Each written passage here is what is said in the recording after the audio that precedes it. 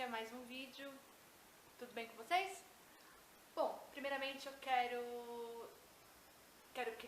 desejar que vocês tenham tido, um excelente final de ano e um começo de ano aí bastante bons, bastante agradáveis, e que esse seja um ano produtivo para todos nós, não é?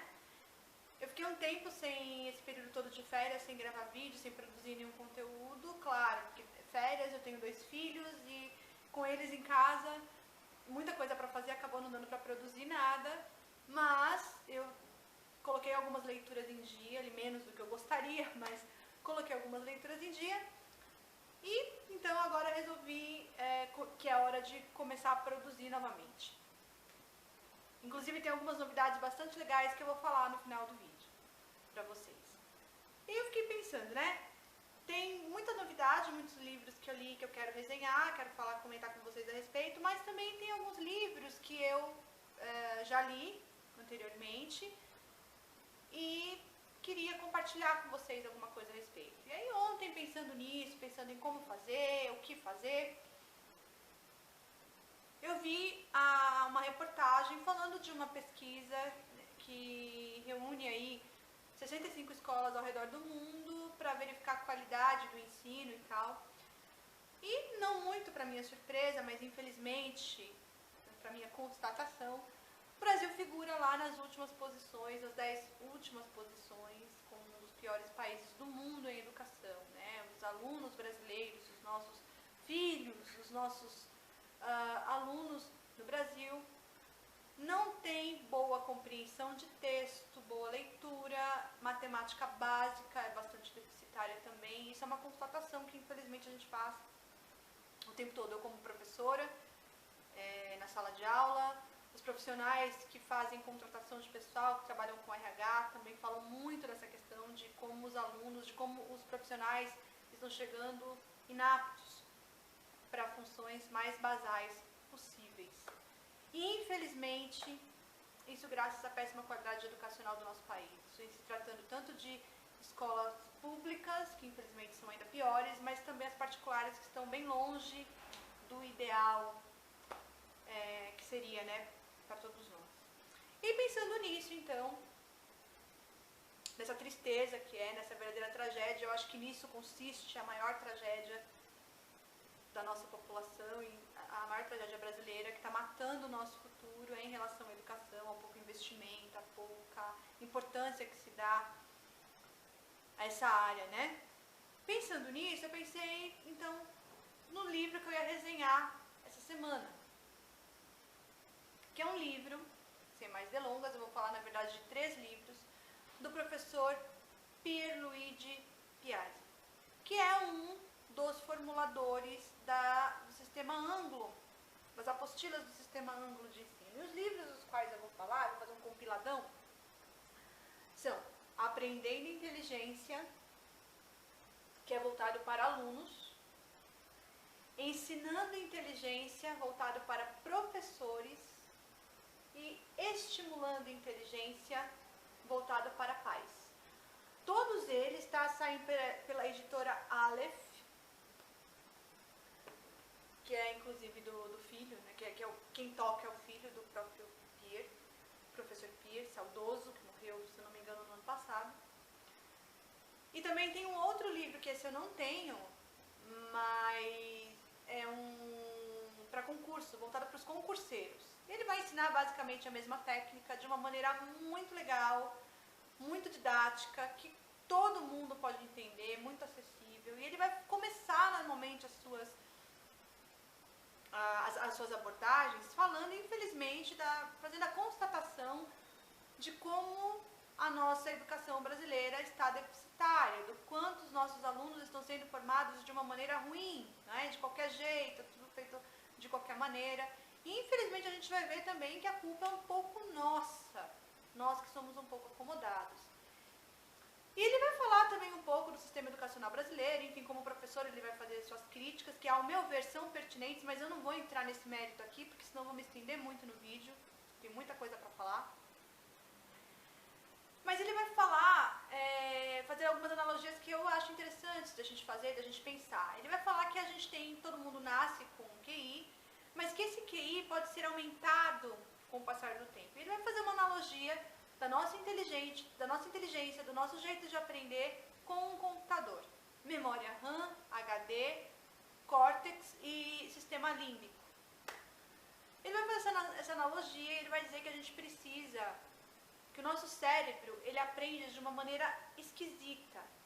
Ele é esquisito para aprender. Ele precisa de um ritmo, ele funciona num ritmo circadiano, ou seja, num ritmo de 24 horas, e ele precisa de alguns ritos para poder funcionar bem, para poder marcar, né?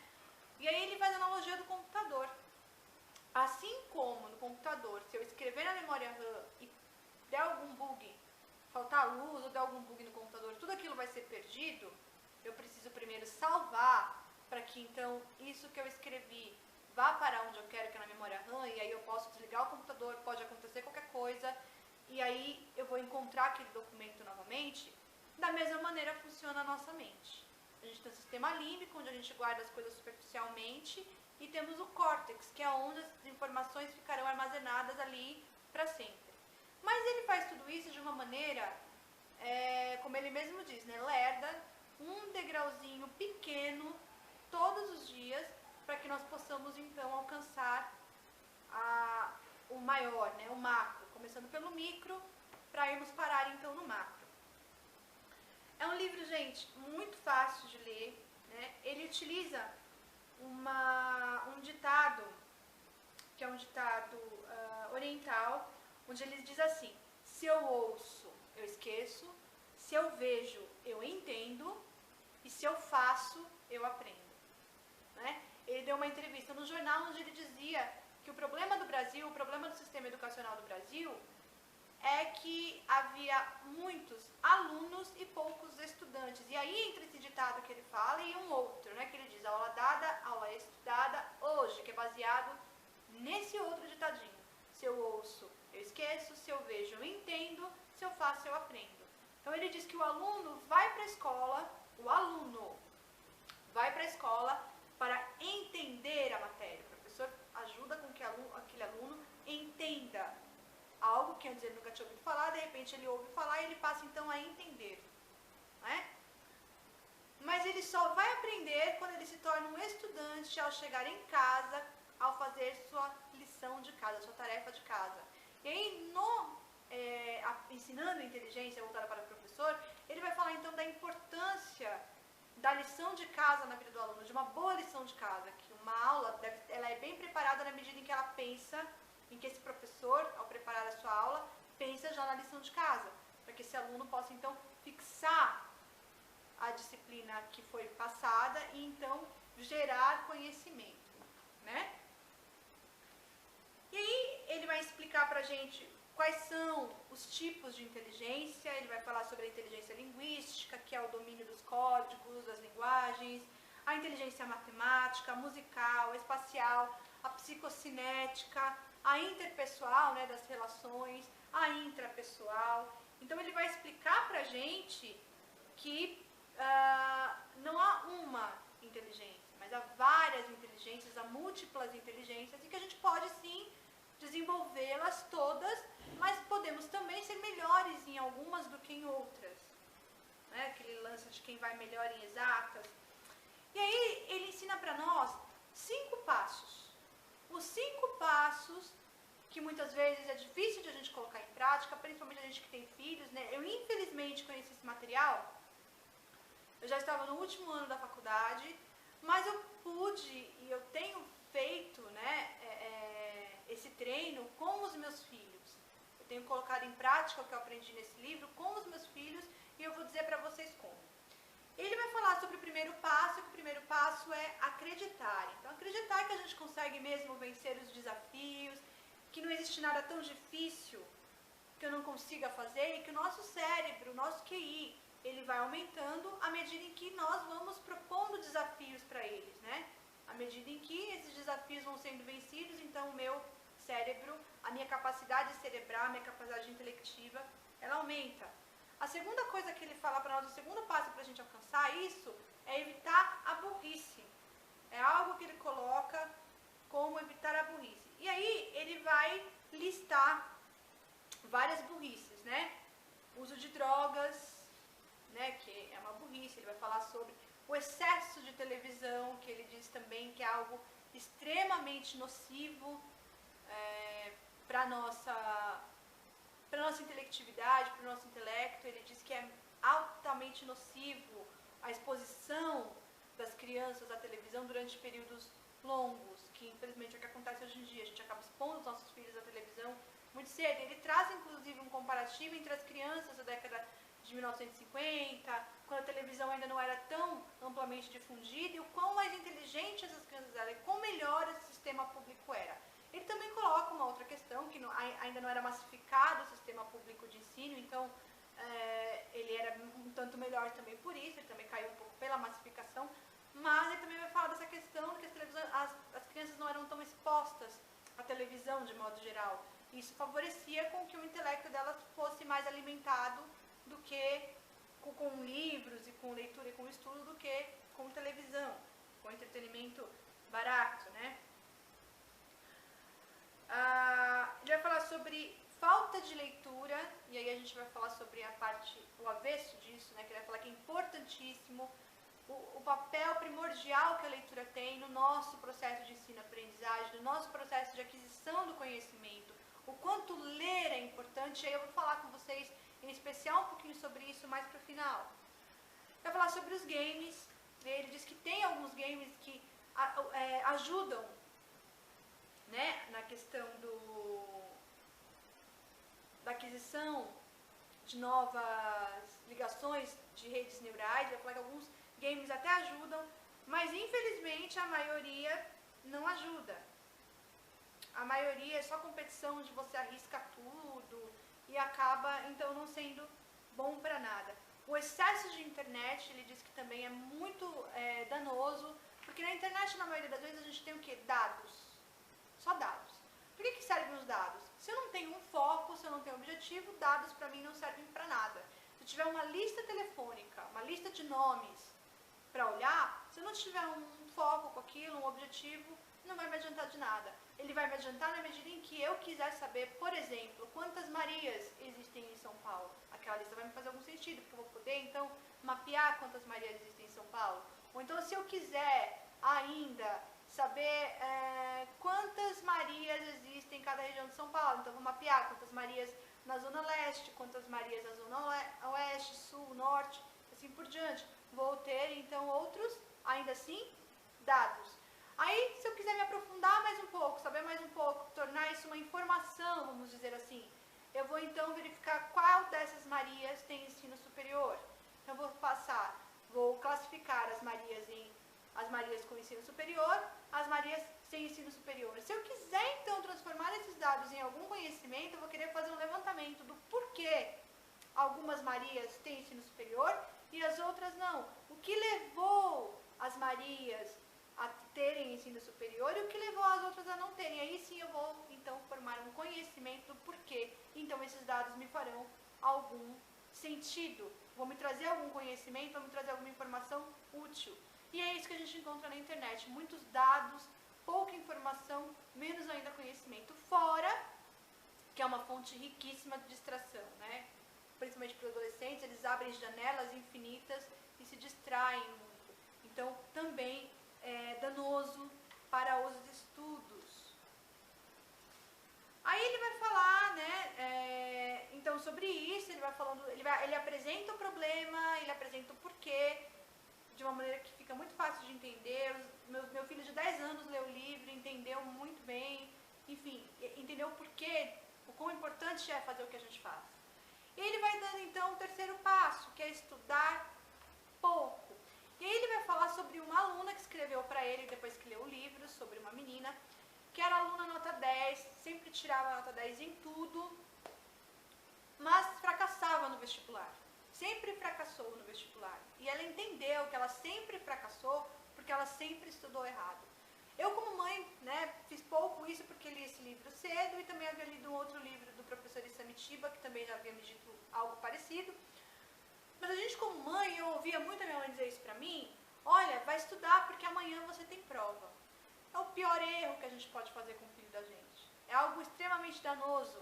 Estudar porque amanhã você tem prova. Estudar amanhã, né? Normalmente, o aluno que tem prova na quarta-feira, ele vai estudar normalmente, se ele vai acordar uma hora mais cedo antes de ir para a escola, ele vai estudar na noite anterior.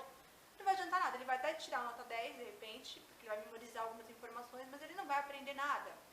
E o professor Pierluigi, ele passa uma informação muito importante, que é um absurdo no Brasil, com tanto tempo de sala de aula que se tem, ainda ter que pagar cursinho para conseguir passar no vestibular, justamente pelo déficit, né, nos estudos, pelo modo de estudar que está completamente equivocado. Se estudássemos da maneira correta, não haveria necessidade de fazer cursinho, faríamos vestibulares e passaríamos. Ele diz que o certo é você estudar pouquinho todos os dias. Essa é a diferença que ele coloca entre o fracassado e o vitorioso nos estudos. Aquele que estuda um pouquinho todo dia. Como que ele coloca esse estudo um pouquinho todo dia? Aqui em casa a gente faz assim, e aprendi, óbvio, no livro com as indicações do professor Pierre. A gente estuda 30 minutos, a gente faz uma hora de estudos, 30 minutos, 10 minutos de intervalo, nesses 10 minutos de intervalo é para comer, ou para fazer alguma coisa, não para assistir televisão, não é? Não para assistir televisão. E aí mais 30 minutos de estudo, totaliza uma hora, né, de estudos, e então a gente acaba tendo esse período todos os dias. Então se o aluno estuda, é importantíssimo que o aluno não durma antes de terminar o seu tempo de estudo. Porque dormiu, finalizou um ciclo de conhecimento ali. Toda a informação que você acumulou vai ser jogada fora. Porque ele fala muito da importância de escrever, não de digitar, nem de grifar, mas de escrever para que as informações sejam devidamente guardadas no meu córtex e não lá só no meu sistema límbico. Então, o que acontece? Durante o sono, ele diz que o cérebro funciona de uma maneira esquisita para guardar, para fazer conhecimento. Então, o que ele diz? Ele diz o seguinte, que durante o sonho é que as informações vão ser processadas. O cérebro, então, vai filtrar o que fica e o que joga fora. E, evidentemente, ele vai jogar muita coisa útil fora. Daí a importância de estudar todos os dias um pouquinho. Durante o sonho da gente, ele vai, então, vendo o que fica, o que sai, durante aquele sono REM, né? Que é o nosso sono mais profundo. É nesse período que o nosso cérebro vai organizar as nossas informações, filtrar, jogar fora aquilo que não presta para ele, aquilo que não vai ser relevante, e fixar o que a gente aprendeu e que vai virar conhecimento, então. Né? Andar de bicicleta, ele dá um bom exemplo. Né? A gente aprende, porque a gente está fazendo, não é ninguém falando com a gente está fazendo, e uma vez aprendendo, a gente não esquece mais, leva para a vida. A mesma coisa deve ser o conhecimento. Quando a gente de fato sabe algo, a gente não esquece mais. Daí a importância suma de se estudar todos os dias um pouquinho e não dormir antes. Então, se o aluno estuda de manhã, à tarde, ele almoça, faz uma hora de estudos. Olha só que pouquinho, uma hora de estudos. Se ele estuda à tarde, assim que ele chega da escola, então ele janta, faz o período de estudos. E você, faz faculdade, estuda à noite, lamento, I'm sorry, tem que estudar depois que chegar da faculdade, né? E dormir um pouquinho mais tarde, uma hora mais tarde, para poder então fixar esse conhecimento, para fixar essas informações, para que elas então se tornem de fato e de verdade conhecimento. O quarto passo que ele fala pra gente, né? Passaram-se então 3 passos, esse é o quarto passo. Procurar desafios, não ficar na nossa zona de conforto. Né? Eu sou ruim, eu sou péssima em exatas. E aí eu posso dizer, eu sou péssima de exatas. Tenho dificuldade em matérias exatas. Mas então o que acontece? Tenho que buscar desafios nessas áreas, para que as minhas redes neurais, elas se abram, as portas de conhecimento, então elas se abram e eu consiga então também aumentar a minha inteligência. Então sempre buscar desafios.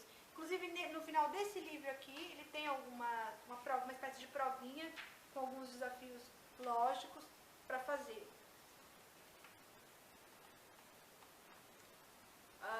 Aí ele vai falar, ele vai dar outras algumas dicas. Por exemplo, a gente é fraquinho de inglês, então ao invés de assistir filme dublado, assiste filme legendado. Vai legendado em português, depois você assiste legendado em inglês, para que aquele conhecimento de inglês, aquelas janelas, aquela rede neural que dá conta do inglês, ela possa então se desenvolver no seu cérebro. E o quinto passo, gente, o quinto passo, e aí eu queria ir até um pouco mais com vocês, é o quinto passo que é importantíssimo, é ler muito, ler bastante, não importa o que, ler, não é? A gente tem o hábito, a gente como professora, a gente tem aquela pilha de livros que a gente tem que ensinar para os alunos, né, de todas as escolas literárias, do romantismo, e claro que nem todo aluno vai se identificar com aqueles livros, é óbvio que a gente precisa conhecer, eles precisam, mas fazer com que a leitura torne-se um prazer. Eu aprendi com o professor Pierre essa questão. Eu deixo os livros à vontade para os meus filhos e eles leem os livros que de fato eles gostam de ler, não é? Porque cada um tem um livro, o professor Pierre fala uma coisa, que cada um tem um livro para si, cada um tem um gênero, tem gente que gosta muito de ficção científica. Eu, por exemplo, me identifico muito mais com conto e crônica do que, por exemplo, com ficção científica. Mas é muito legal, né? Quem gosta de ficção. E aí tem gente que gosta de alta literatura, gente, Bula de Remédio, leia. Ele fala muito da importância da leitura, o quanto a interpretação textual, a leitura do que está por trás do texto, ela é importante para fazer conhecimento. Inclusive, ler por lazer, esse negócio de ler para fazer prova do livro, isso não está com nada. Você tem que ler por prazer, ler algo que você de fato goste de ler, né? E aí ele vai passando pelas leituras, ele inclusive se atém mais, né, a essa questão da leitura, de como ela é importante para a aquisição do conhecimento, para a aquisição para o aumento do QI, na verdade, o quanto isso é importante, o quanto isso é primordial. E lá no final ele vai falar sobre a provinha, né? No final ele vai passar a provinha, que ele passava pra gente depois o resultado. Eu não sei agora como é que tá, mas ele passava pra gente o resultado dessas provinhas. Aí, o que é voltado para os professores, ele vai mostrar para os professores como estimular esses alunos, como ensinar esses alunos a estudar. É importante, a importância de ensinar esses alunos, de conscientizar os alunos do quanto é importante estudar. E para os pais, o quanto é importante estimular. Ele vai ensinar essa mesma técnica, mas voltada para os pais, de como esses pais podem estimular e mesmo ajudar que os filhos criem esse hábito de estudar, ajudar que isso não caia no esquecimento. Porque isso depois, gente, eu posso dizer de cátedra. No começo, eles brigam, eles ficam muito, possessos de ter que estudar mais uma hora, mas depois acostuma. Depois, eles mesmos sabem o que tem que fazer, eles veem os benefícios, né, de estudar. O meu mais velho já está vendo um pouco mais dos benefícios. A pequenininha está naquela fase de, tem que estudar. Mas é super importante essa constância, que os pais tenham, né, essa constância de ajudá-los a estudar. E é isso, pessoal. Esses livros eu indico muito para quem está começando, iniciando o ano letivo. Eu indico muito para que você tenha sucesso nos seus estudos, para que a gente possa então adquirir mais conhecimento. É importantíssimo. Se eu puder indicar um livro para começar o ano então com o pé direito, esses livros aqui. Se você puder ler pelo menos esse aqui, o Aprendendo Inteligência, é maravilhoso. Eu tenho certeza absoluta que você já vai começar o seu ano assim, com o pé direito nos estudos e vai terminar agradecendo pela indicação, porque de fato é muito bom. Bom, pessoal, antes de terminar então e falar sobre a novidade, eu também queria fazer a indicação desse livro de marcar livros. Pra gente que vai começar a ler, no próximo vídeo eu vou fazer um desafio de 12 leituras pelo menos para esse ano, né? 12 não, agora já serão 9 leituras, né? Pelo menos aí para esse resto de ano, pra gente começar de março até dezembro. E eu indico para vocês muito esse livro de marcar livros. Na verdade é uma agendinha muito legal, que tem livros que são ganhadores do Prêmio Jabuti, várias curiosidades sobre livros. E aqui você vai poder então colocar o que você achou do livro, que livro você leu, algumas informações que você achar importante. É muito bacana. É pela editora Verus, pela editora Verus, é muito legal. Para indicar uma indicaçãozinha assim bacana para vocês também. E eu queria falar uma das novidades que a gente vai ter para esse ano, é uma parceria com um blog Faroeste Literário, que está lá no Facebook. A gente vai ter várias novidades, vou pegar vários livros que eles indicam, de autores que eles indicam também para resenhar aqui. É um blog muito legal, de literatura, né? A gente vai se conversar, eles vão indicar o meu blog, eu vou indicar o deles, eu vou fazer material impresso também para eles, no blog deles, eu vou começar a publicar. E é bastante legal, e todas as novidades que forem surgindo com essa parceria, eu vou informando vocês. Bom, pessoal, é isso. Eu queria primeiramente desejar, já que esse é o primeiro vídeo do ano, eu queria desejar para vocês um ano muito produtivo, um ano muito legal. Eu vou tentar, prometo, apesar da correria, eu vou tentar muito, desesperadamente, loucamente, publicar pelo menos um vídeo por semana, para que a gente possa, então, fazer uma leitura compartilhada, de repente, comentada de algum livro. Eu estou pensando seriamente em fazer isso, para ajudar vocês a estimular. Bom, o que eu gostaria muito de ver é mais interação entre a gente. Comentem o vídeo, digam o que vocês acham, mandem sugestões, compartilhem esse vídeo. Vamos colocar o canal para funcionar. Infelizmente, no ano passado a gente teve pouca interação. Esse ano eu quero ver se a gente faz mais interação. Quero ver se a gente faz um vídeo, um hangout na internet online. E é isso aí, pessoal. Ajuda a divulgar, compartilhar. E a gente vai se vendo por aí. Valeu, até a próxima. Tchau, tchau.